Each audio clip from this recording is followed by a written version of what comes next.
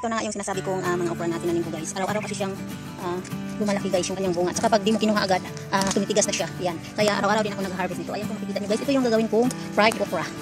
Yan. Lagyan ko lang naman ito ng itlog guys. Yan, tingnan nyo guys, ang daming bunga. Yan. Everyday kasi siyang namumunga guys, at saka may kapalit dun sa mga hina-harvest natin. Yan. Yan, tingnan nyo guys. Lalo ngayon guys, maulan tayo. Mas lalo siyang namumunga. Saka guys, tingnan nyo guys, may kasi nakapili guys. Yan. Pinakalim na naman ako. Ayan, tumubo na. So, ito nga pala yung ating okra guys. So, ang una kong gagawin guys is pakukuluan ko lang ito guys ng mga 5 minutes. Yan. Bali hapok lang siya guys. Hindi masyado natin i-overcook. Kasi i-fried naman natin to. I-prito pa naman ulit. So, ano yung ating gagawin guys? Ilaga muna natin yung ating okra. Nang bali hapok lang siya. So, may tubig na ako dito. Ilalagay na natin yung ating okra. Yung tamang-tama lang siya na pagpaluto guys. Yan, antayin natin siya kumulo ng mga 5 minutes guys. So, habang tayo ay napapakulo guys, prepare natin itong ating itlog. Isa lang yung ilalagay natin guys kasi para pang ano lang. Yan, maglagay tayo ng konting pampalasa guys na sarap. Yun. Siyempre, konting asin.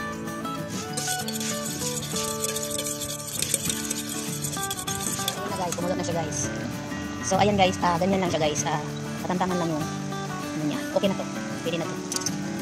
So, ating hahanguin na to guys. So, ating hahanguin. Yan.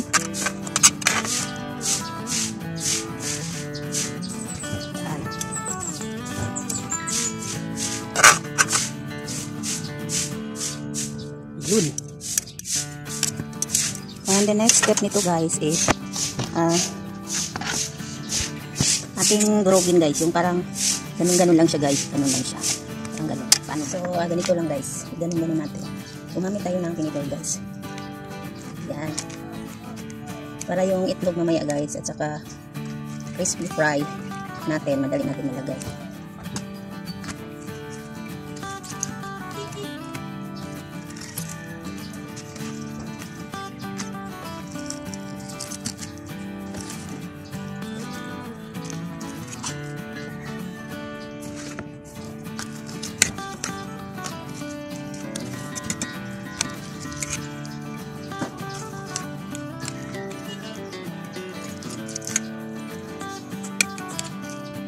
So, ayan lang guys. Ganyan lang siya.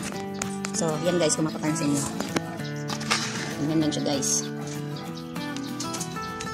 So, the next step natin guys is isasawsaw natin siya sa itlog. Yan. Siyempre, maglagay muna tayo ng ating crispy fry. Inubos ko na kasi tira-tira lang naman guys. So, ayan. And then, ito pala nga yung piniprepare kong ingredients niya guys. Optional lang naman to guys. Kung gusto niyo lang lagyan or hindi, okay lang naman. Kasi malasa naman siya kasi may ano naman tayo nilagay. Magsasarap dyan sa ating itlog and then may ano pa tayo, crispy fry. Pero mas gusto ko kasi yung may lasa guys. Kaya isipan ko na ilagay na rin tong lahat ng ingredients dito. Ayan. Para masama siya sa pagigisa ko guys.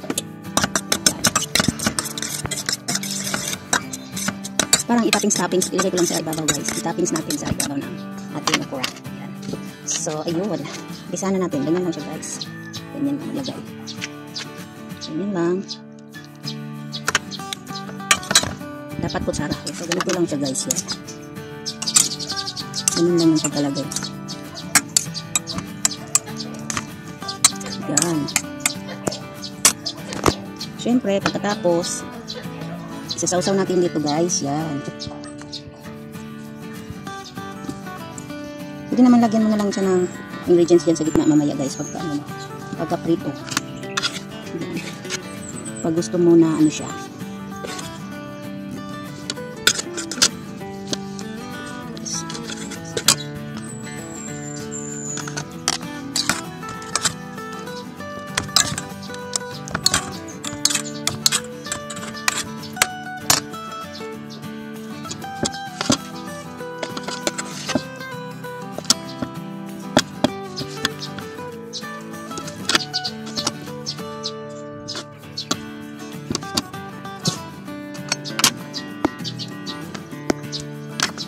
Sabay-sabay natin itong maliliit.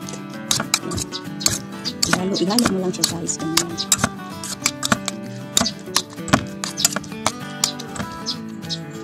And then, isasahin mo na siya, ilagay dito.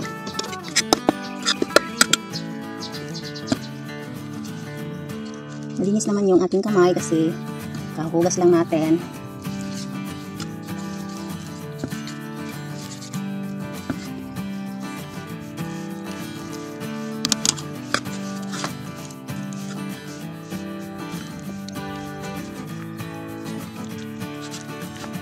So, mag-umpisa na tayo mag-isa guys.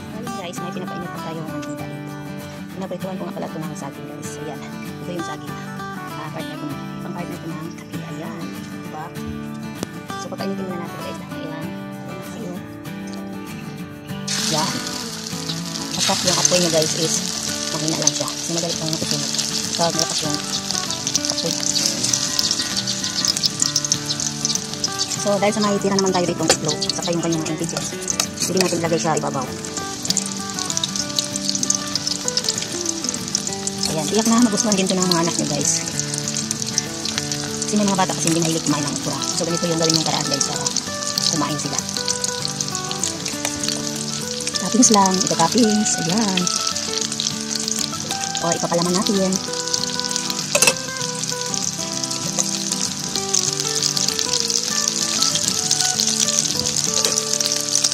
Tulad ng anak ko guys, hindi mahilig kumain ng gulay.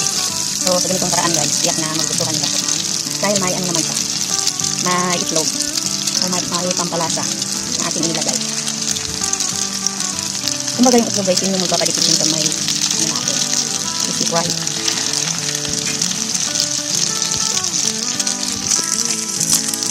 Ako, mukhang tulog na. Okay. So, see? Tingnan nyo guys. O diba? See?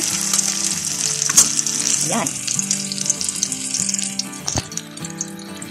Madiskarte ka lang kapag luluto guys. Marami namang paraan. Marami namang pwedeng mailuluto sa isang ulam pag malaki na kung nalawan ko guys. Compare sa andito. Ayan.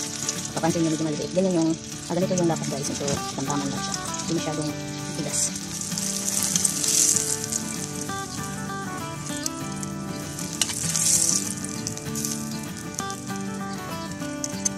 Yun.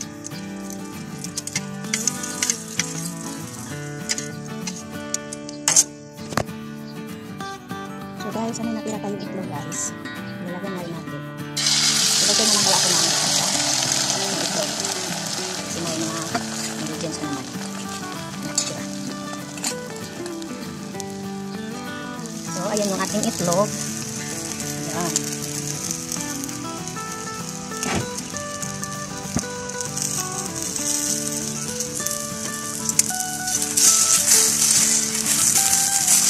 Ayan. Scrambled egg na lang to.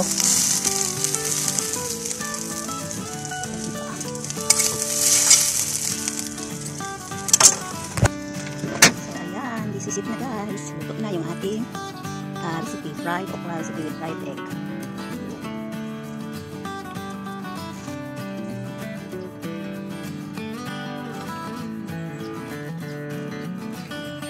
So hanggang dito lang muna yung ating video for today guys. Thank you for watching and thank you to all my subscriber, members, and mga silent viewers. Thank you sa inyong always support. Bye bye, thank you, love you. So ano pang hinihintay nyo? Kainan na. Ayan guys, nag-fried rice rin pala ako guys. Ayan. Ito yung ating breakfast for today. Ayan, saka may tira kagabi na yung pritong isda at saka yung tuyo kahapon. Ayan. So kain tayo guys.